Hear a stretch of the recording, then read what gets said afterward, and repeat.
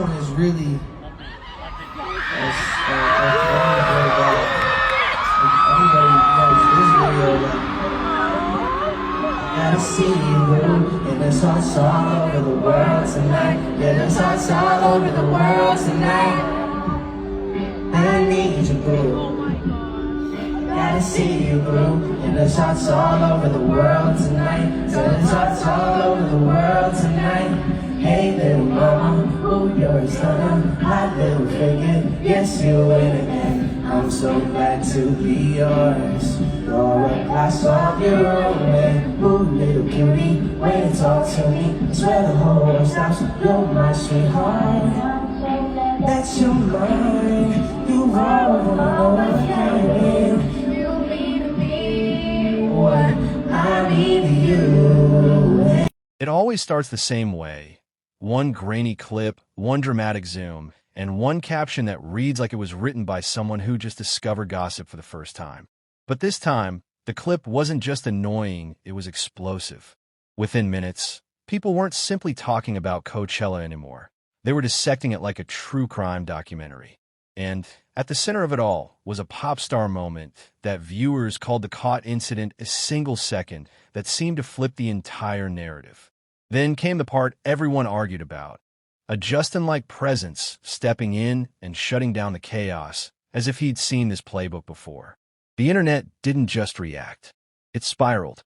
By the end of this article, you'll understand what made the moment trend, why the Justin shut it down storyline spread so fast, and the most likely explanation for why nobody could agree on what actually happened in the first place.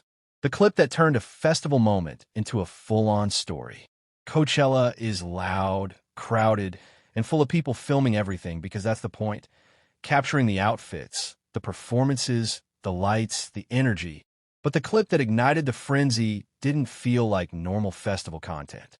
It had that exact vibe that makes people stop scrolling. The camera angle felt too specific. The timing felt too convenient. And the reaction from people nearby suggested something big just happened. In other words, it wasn't a clean, clearly explained moment. It was a moment that looked like it meant something even if the viewer didn't have the full context. That's where the trouble begins. Because when you show people half a scene, they don't just watch. They fill in the blanks. And on the internet, blank space becomes rumor territory. Caught is the perfect word for viral panic. Let's talk about the psychology of the word caught. It doesn't matter what the clip is actually showing. The word alone tells the audience. Something happened. Someone is responsible. There's a truth that's about to come out. Caught implies wrongdoing, or at least embarrassment. It creates an instant storyline where the audience becomes the judge and the celebrity becomes the defendant. Even if the clip is harmless, the framing makes it feel serious. And once the word caught is used, two things happen almost instantly. First, people share the clip to be the first to react. Second, people react so hard that the clip starts changing in their minds like their imagination upgrades the scene while they're watching it. So before anyone even verifies what's happening, the story has already started sprinting toward conclusion. The crowd reaction made it worse not because it proved anything, but because it suggested meaning. One of the biggest reasons this caught story blew up is that people in the background seemed to notice something. Their body language gave off. Look over there. Wait, stop filming for a second. Hold up. That type of reaction is a catalyst. Viewers interpret it as proof that there was something scandalous happening. But here's the catch. Crowded environments create confusing moments all the time. At a festival, people can react for dozens of reasons that have nothing to do with a dramatic secret. A person could be stepping out of line, confronting a misunderstanding, addressing staff or security, warning someone about an obstacle, or simply reacting to being filmed without realizing it. In a clear, calm setting, those reactions might not mean much. But in a shaky, viral clip, every expression looks like a headline. The comment section did what it always does, turn uncertainty into certainty. Once the clip was posted, the comment section did its job by turning questions into facts. You'd see people claiming they knew exactly what happened, even though nobody had the missing piece, the moment before the clip and the moment after it. That's why the story split into multiple versions almost immediately. Some people said it was a misunderstanding. Some people said it was a planned moment that got misinterpreted. Some people said it was evidence of something bigger.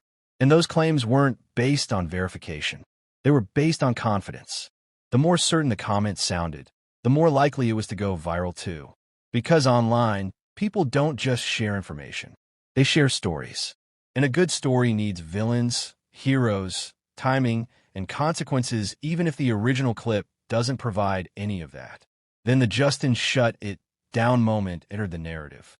Now let's talk about the part that made the chaos feel like a movie plot, the Justin-like presence. In the trending version of the story, Justin shows up with a calm, controlling energy. The tone changes. People around him react differently. Cameras lower. The vibe becomes handled. This is exactly the kind of detail that makes viral content spiral. Because a celebrity showing up and shutting things down implies authority and secrecy. It makes the audience believe they're watching the moment a larger truth gets suppressed. And whether that's true or not, the narrative makes sense to viewers. It provides what the clip lacked: an ending, a resolution, a reason. Even people who didn't see the situation clearly wanted that interpretation because it made the story more satisfying. Nobody wants an ambiguous clip that leads nowhere. They want a climax. The real reason people couldn't agree on what happened. Here's the uncomfortable truth. In most viral caught situations, viewers don't have enough information to reach a real conclusion. And the less information they have, the more they rely on framing. The clip's framing did most of the work. Shaky angle implies secrecy. Background reactions implies guilt. Caught wording implies wrongdoing. Justin shut it down framing implies cover-up. Once those elements exist, the audience starts treating interpretation as evidence. But when you zoom out literally and figuratively, you get a different problem. There is no confirmed timeline, no full sequence, no official context from anyone directly involved. Just pieces. So the only thing everyone can agree on is this: the moment was dramatic enough to become viral, not necessarily dramatic enough to prove anything. Coachella is the perfect stage for misinterpretation. Coachella isn't just a music festival. It's an environment engineered for visibility. People are dressed like a photo shoot, surrounded by cameras, try to look photogenic, and reacting to fast-moving, high-energy crowds. That means misunderstandings happen constantly. Someone turns the wrong direction at the wrong time. Someone gets blocked. Someone says something off camera. Someone looks annoyed because they're overwhelmed. Someone moves away because they're being approached. In normal circumstances, that's just everyday festival chaos. In viral circumstances, that chaos becomes a story. And when a story gets repeated enough times, it stops being a question and starts becoming a known fact, even if nobody ever confirmed it. What's the most likely explanation? Without pretending we know the exact reality of the moment, the most likely explanation is simple. The clip captured a confusing instant without context. That confusion was amplified by the dramatic labeling caught, the audience filling in gaps, the comment section escalating every possibility, and the narrative shortcut of Justin shut it down, which gave people closure. Sometimes celebrities don't hide things. Sometimes they just move away, handle a situation, or reduce attention because the crowd is already reacting too much. To the audience, that looks like shutting down a scandal. To the people there, it might just be normal crowd management. The cliffhanger effect. Why the story isn't over yet. If you're thinking, wait, so what actually happened? You're not alone. That question is the reason stories like this stay alive. Because the internet rarely moves on when it feels like it almost found an answer. Next angles could appear. Another clip might show the moment before the camera cut. A clearer shot could remove the caught interpretation entirely. Or the story could harden into a permanent rumor regardless of new information. That's the pattern. Viral narratives become mythology. Once mythology forms, corrections feel pointless because the audience already adopted a version of the story.